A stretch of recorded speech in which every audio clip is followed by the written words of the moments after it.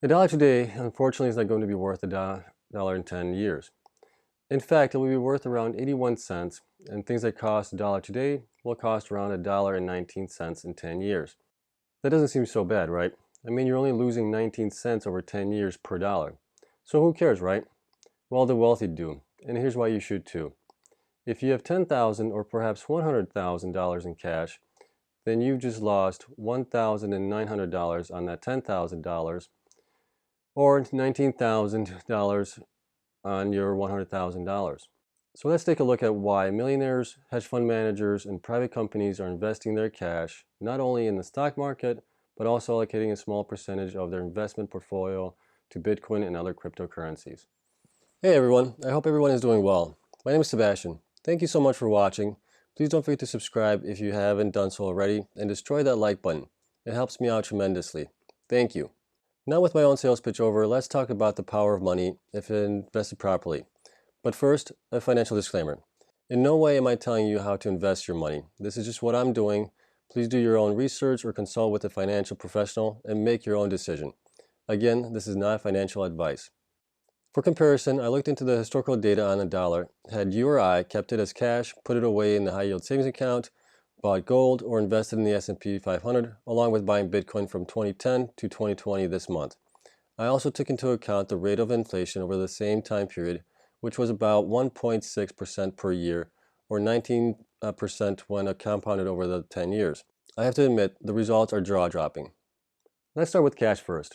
If you took a single dollar bill and put it in a piggy bank and forgot about it for 10 years, at the end of those 10 years, because of inflation, your $1 bill would now be worth 81 cents, meaning it costs more now for the things than it did 10 years ago. And in fact, you would now need $1.19 to equal that $1 value 10 years ago. For comparison, let's look at other dollar amounts. So if you had put away 10,000, it would now be worth 8,100. And 100,000, it would be now worth 81,000. And 1 million, it would be worth $810,000. So yeah, that is really horrific. Moral of this story is, don't keep a lot of cash on hand for a long time. Okay, now let's see if putting your money in a high yield savings account fared any better against inflation. On average, a high yield savings account earns about 0.6 of 1% annually. So your $1 at the end of the 10 years is now worth a whopping $1.06. Yay, you increased the value of your dollar by 6 cents. Well, this is fantastic. I mean, you made 6 cents on that dollar in 10 years, right? Well, actually no. And here's why. We have to take into account for inflation over those 10 years, which accounts for 19 cents. Meaning our dollar still lost value over those 10 years and is still 13 cents short of the $1.19 mark in order to keep up with inflation. We're a little bit better than just holding cash, but still losing money. For comparison, let's look at other dollar amounts had you put into a high yield savings account. 10,000 would now be worth $8,716, and 100,000 would now be worth $87,160, and 1 million would be worth $871,600. Yeah, that is a little less horrific. Moral of this story is keep a minimum in a high yield savings account. Okay, let's discuss gold, the ultimate safe haven against inflation. I'm being sarcastic here if you can't tell. So 10 years ago, gold was trading at about $1,400 in December. And this December, it is trading around $1,840. An increase of $435 in 10 years, or 31%, I believe that's the right number. This is okay, but not good, and definitely not great, because we still have to factor in inflation. So if you invested $1 in gold 10 years ago, it would now be worth $1.31. But taking inflation into account, we need to subtract the 19 cents for inflation from the $1.31, which we end up with $1.12. Okay, this is an improvement over the high yield savings accounts and just holding onto cash, but still not great, given that the government would want a cut of the profits, which as of this video date is 15% or 20% for long-term capital gains, depending on your income. So at 20% for Uncle Sam, your $1.12 becomes $1.06, because the 20% tax bill would be on the 31 cents profit you made on every dollar. Again, for comparison, let's look at other dollar amounts had you invested in gold. So 10,000 would now be worth 11,200, and 100,000 would be worth 112,000, and 1 million would be worth 1,120,000. Please remember though, these figures are pre-capital gains tax but are adjusted for inflation. So with gold, we're getting a better return and we at least increased the dollar value so that it outpaced inflation and made a small profit. Now let's turn our attention to the S&P 500. In December 2010, the S&P was about $1,240. 10 years later, in 2020, on December 4th, the S&P 500 closed at $3,699 and change. That is an increase of 298% over 10 years. So now your $1 invested in the S&P 10 years ago is worth $2.98. But we need to adjust the amount for inflation, so once again subtract 19 cents and we end up with $2.79. So let's do another comparison for different dollar amounts had you invested in the S&P 10 years ago. Your initial $10,000 would now be worth $27,900, and $100,000 would be worth $279,000, and $1 million would be worth $2,790,000. Again, these figures are pre-capital gains tax, but adjusted for inflation. These figures also don't account for any dividends that might have been reinvested during that time frame. Moral of this story is invest in the market long term. This is what is typically recommended by financial advisors. Now let's turn our attention to buying Bitcoin. 10 years ago, in December of 2010, Bitcoin was valued around 20 cents per coin. So if you invested a single dollar in Bitcoin then, you would have 5 Bitcoins. On December 4th of this year, 2020, Bitcoin's value was $19,464, meaning that a single $1 invested 10 years ago is now worth $97,320. I know that is just insane. Who would have ever thought it would do so well? And out of curiosity, I wanted to see what the result would be had you bought Bitcoin just 5 years ago.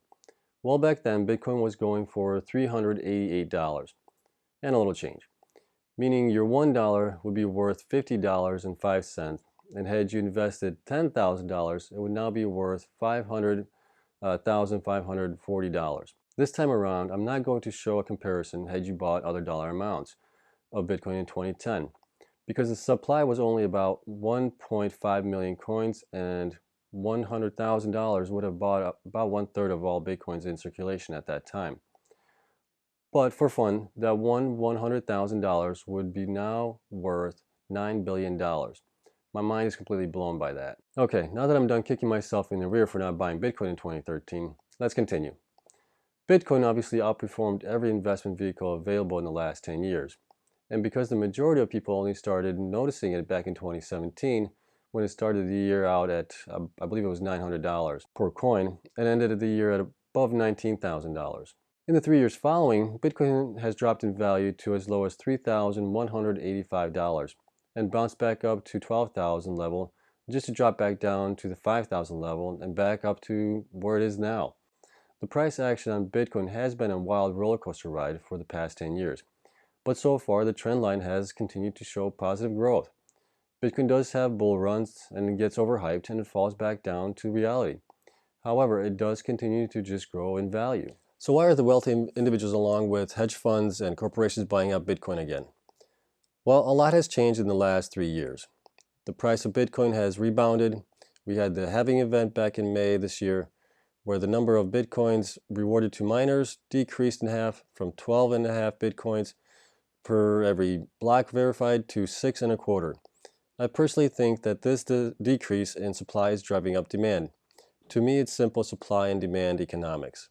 We also know there will only be 21 million Bitcoins created, and several million of them are already lost and not accessible, thus further decreasing the amount that will ever be in circulation, which leads to some interesting recent developments in regards to adoption of Bitcoin. In 2018, Jack Dorsey's Square, the Cash App, started allowing users to purchase Bitcoin and other cryptocurrencies. Wall Street has also gotten on board with the CBOE and the CME Group offering Bitcoin futures along with others. PayPal also just this last couple weeks allowed its 300 million plus users to purchase Bitcoin and other currencies, and will allow, I believe, its merchants to accept Bitcoin sometime next year. The company MicroStrategy Inc. just bought $15 million worth of Bitcoin last week, in addition to what they already purchased earlier this year. And now they own 40,824 Bitcoins, which is now worth almost $800 million. And if Bitcoin in 2021 goes up possibly to 100,000, which a lot of people are speculating that it might, MicroStrategy's Bitcoin holdings would be worth around $4 billion. Not bad at all. Or it could be worth less than what they paid for it. Only time will tell whether their bet paid off or not. The opposition to Bitcoin is also vocal. Warren Buffett called Bitcoin rat poison squared. Probably rat poison squared. And Jamie Dimon, the CEO of JP Morgan Chase, called Bitcoin a fraud in 2017. And one of my favorite YouTubers, Graham Stephan, has also not been convinced that buying Bitcoin is a good investment strategy. Unfortunately, this is where he and I disagree, which is okay. I still love watching his content. Personally, I'm just hoping that he has his own Bitcoin stored in a wallet someplace and he's just keeping it under wraps. But Andrei Jik, another YouTuber, is investing in Bitcoin and I'm rooting for him to do really well with it. There's also a lot of uncertainty when it comes to regulatory clarity. But for now, President-elect Joe Biden has said that they don't have any plans to ban Bitcoin outright. But some regulations might be enacted to provide greater security oversight with regard to money laundering and terrorism financing. This is actually really good. The more clarity we have, the possibility for other on-ramps being created increases, such as banks offering customers the ability to purchase Bitcoin and other coins. Personally, I don't believe that Bitcoin will be banned. There are just too many institutional players getting into the space with a lot of money flowing into it. Now, I don't pretend to know where Bitcoin price will be in the next year, 5 years, or 10 years. But I do see that there are a lot more supporters in 2020 and going into 2021 than there were in 2017. And we're seeing people in the investment community that were against Bitcoin even a year or two ago come out in favor of it, but still only interested in investing a couple percentage of their entire portfolio. Which leads me to ponder, if they are doing it, should I as well? And here's what I think. I already invest regularly by contributing from my paychecks to my 401k plan, which is now worth close to $250,000. I've also started buying Bitcoin back in May of 2017 and have continued to add on to my position over time. And currently, I'm just shy of having 2 Bitcoins. So being able to put away any amount of money is always a win for me, and not always easy to do with 2 growing boys. But as I've discussed in my previous video on how to save money by refinancing a mortgage, part of that money that I saved, I'm able to invest a little bit more than I have been in the past. So here's my plan going forward. I plan to invest around 3 to 5% of my investment portfolio into Bitcoin over the next 5 to 10 years. Currently, I have about $5,000 of my own money in Bitcoin and about $2,000 in Stellar. And today it's valued at around $35,000. Next year, if Bitcoin reaches $50,000, I plan to take a little off the table, maybe $20,000 to $25,000 just to put away. That money will be used to purchase a rental property to fix up and to utilize the BRRRR method, to hopefully buy a second property, and so on. I want to diversify as much as I can to grow my wealth from multiple avenues and not rely on a single investment to make me a millionaire. So do I think Bitcoin is a good investment going forward? Well, the answer is yes, but only when combined with other investments like the stock market, real estate, and possibly bonds. And depending on your age and when you plan on retiring will dictate the percentage allocation in each investment. Closer to retirement, the main objective will always be to preserve cash and not to lose money. While if you are in your early 20s or 30s, you could be more aggressive in your approach because even if you make a mistake now, you still have plenty of time to make up for that mistake. But like I've said earlier, this is just my opinion, and you should always do your own research before investing in anything talked about on YouTube. I sincerely hope that you have learned something in this video, specifically how to hedge against inflation and hopefully not to keep a lot of cash on hand for a long time. Also, if you'd like to get 4 free stocks, then sign up with Webull. The link is in the description below. You get 2 free stocks when signing up and the other 2 free stocks after you deposit your first $100 into the account. One of the stocks could be worth up to $1,600. And as always, please subscribe if you like this video and want to be informed of new videos, and destroy the like button until it turns blue for me. Thank you so much for watching, and please leave a comment below for any future topics you'd like me to cover or how I can improve. Stay safe, my friends, and I'll see you in the next one.